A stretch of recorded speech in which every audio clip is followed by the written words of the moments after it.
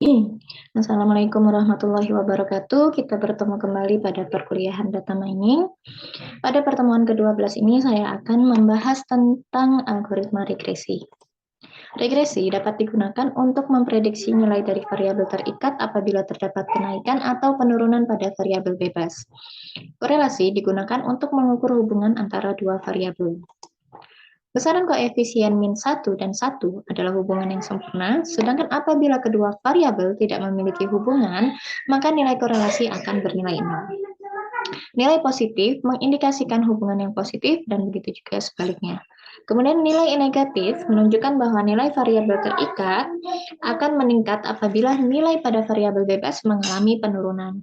Di mana untuk nilai korelasi, di mana untuk nilai rumus korelasi dilambangkan dengan huruf R adalah R sama dengan N dikalikan sigma XY dikurang sigma X dikalikan dengan sigma Y, kemudian N sigma X kuadrat dikurang sigma X kuadrat dikalikan N sigma Y kuadrat dikurang sigma Y kuadrat.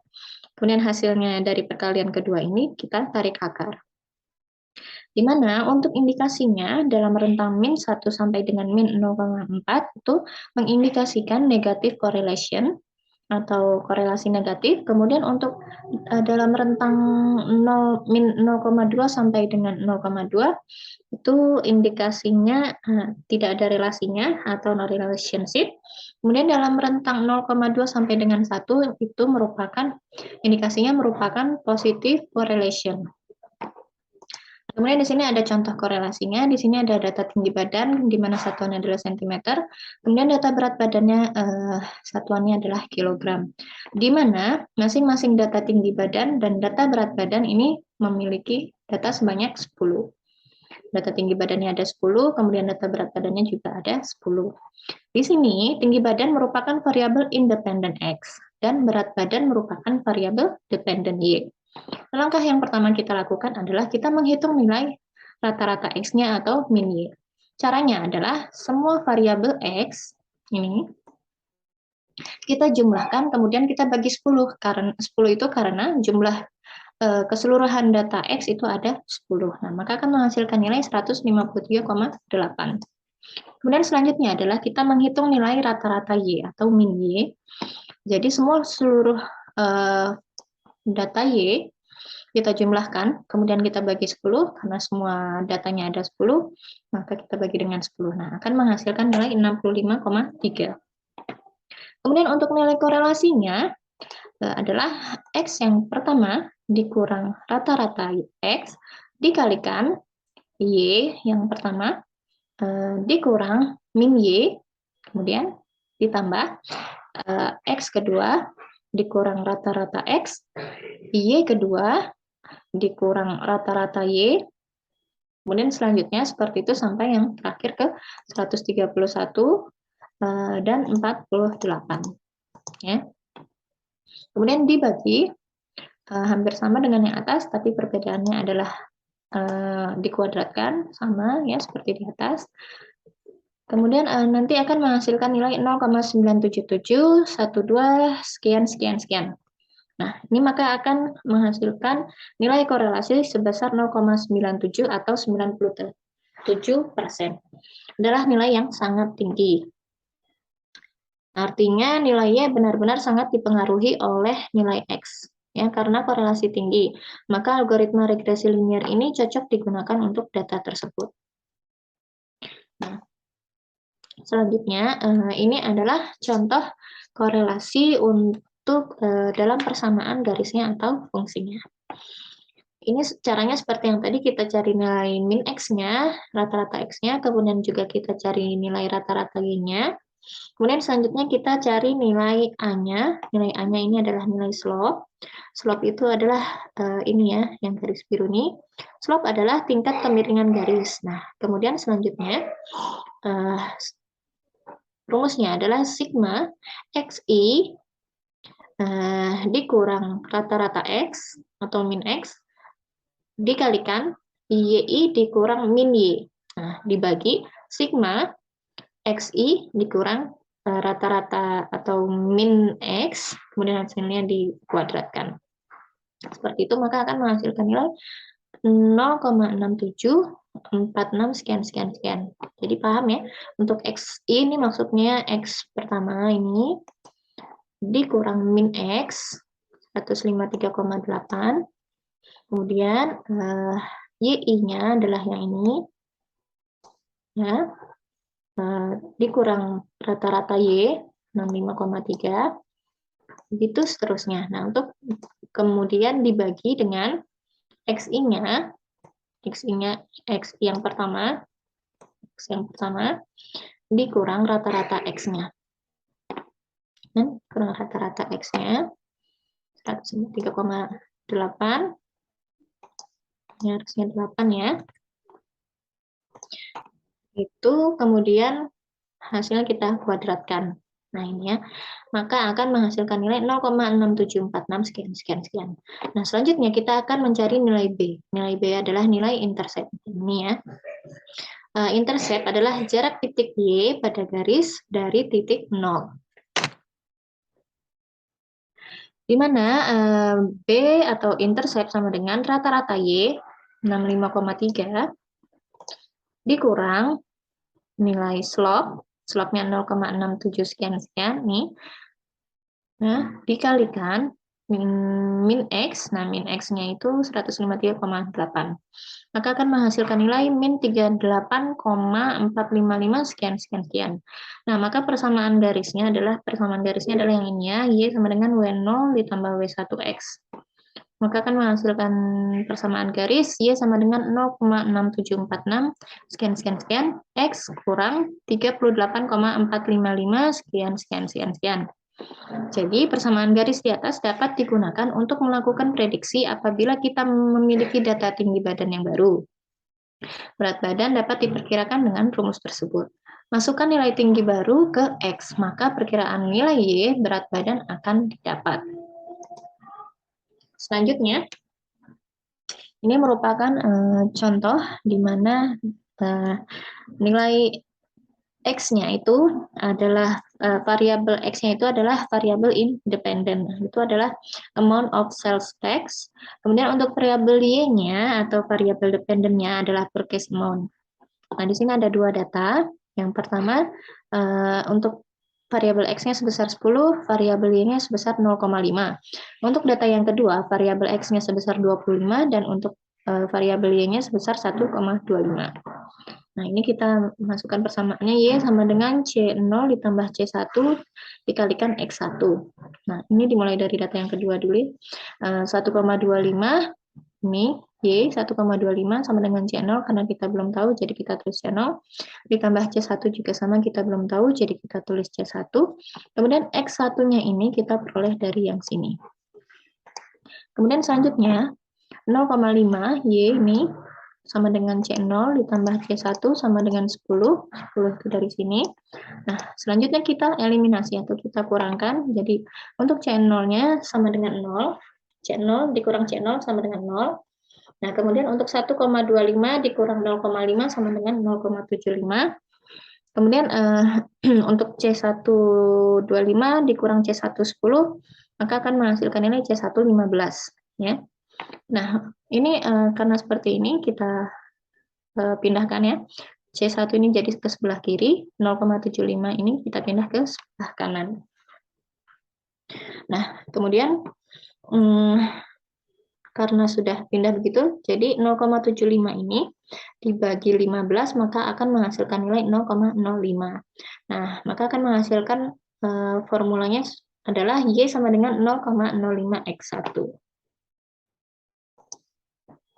Untuk contoh keduanya, misalkan kita punya data roket, kita dapatkan 20 observasi di mana kita memiliki variabelnya, variabel Y atau variabel dependennya, itu adalah shear strength. Nah, ini yang dimana nanti untuk diprediksi.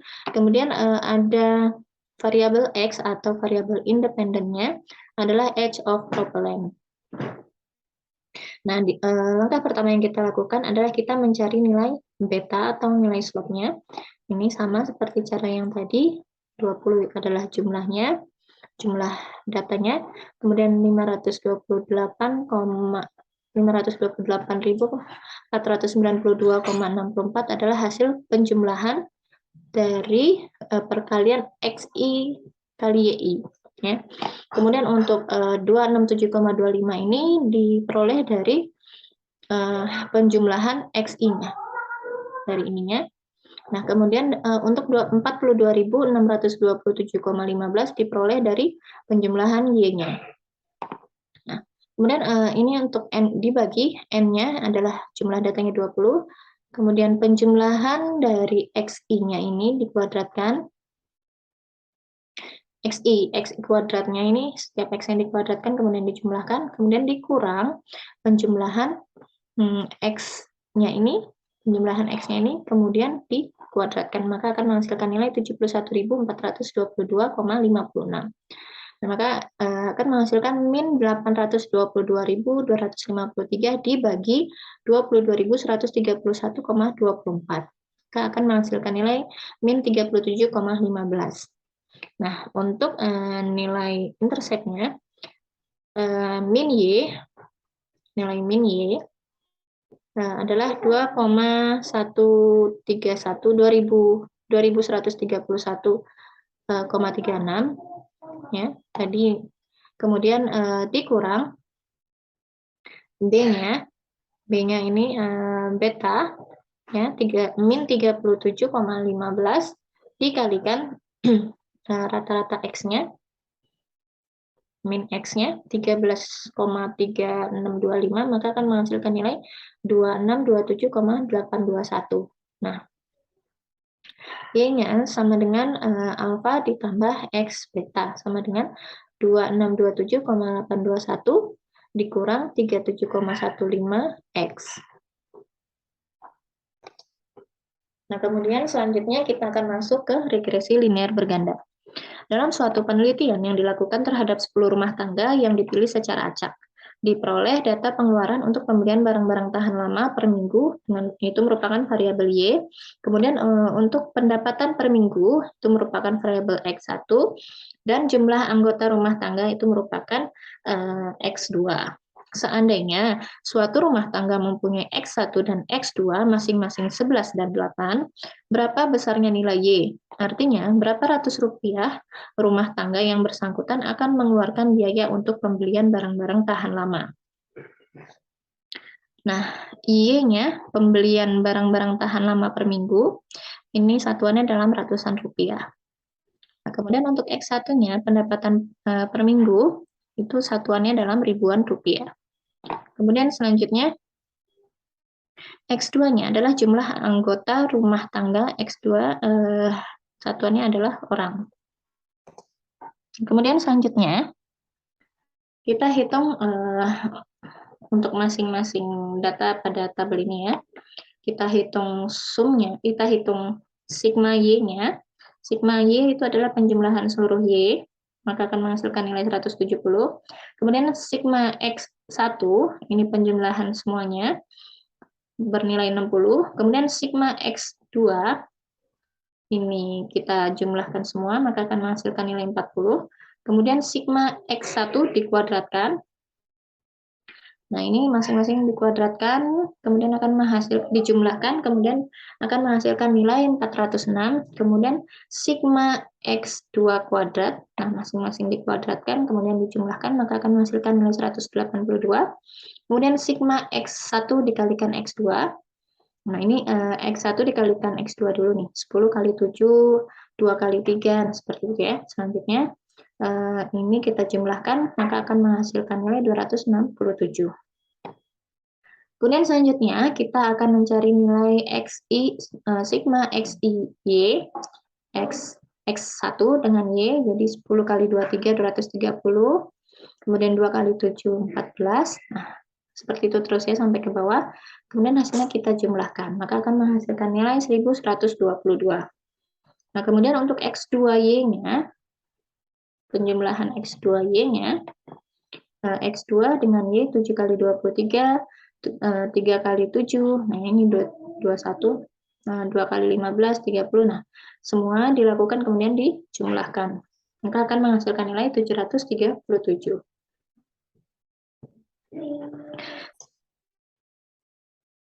Kemudian selanjutnya kita akan mengisi matriks A, di mana ini susunannya adalah N adalah jumlah data keseluruhannya ada 10, kemudian ada sigma X1, sigma X1-nya ada 60 ya, kemudian ada sigma X2 40, kemudian sigma X1 60, kemudian sigma X1 dikuadratkan, sigma X1 dikuadratkan, ini 406, kemudian sigma X1 kali X2, 267, kemudian sigma X2, 40, kemudian ini ya, 40, kemudian sigma X2 kali X1 adalah 267, kemudian selanjutnya adalah sigma X2 dikuadratkan, sigma X2 dikuadratkan ada nilai 180 dia. 22. Kemudian matriks B ini digunakan untuk koefisien regresi. Nah, untuk H-nya sendiri ini adalah sigma Y. Sigma Y-nya adalah 170, kemudian sigma X1 kali Y-nya, X1 kali Y-nya 1122, kemudian sigma X2 kali Y-nya sebesar 737. Nah, tadi matriks B itu untuk koefisien regresinya ya. Ini matriks B, matriks A-nya di inverse. Nah, ini untuk cara inverse-nya tidak dimasukkan ke dalam sini. Nah, ini nanti akan menghasilkannya seperti ini.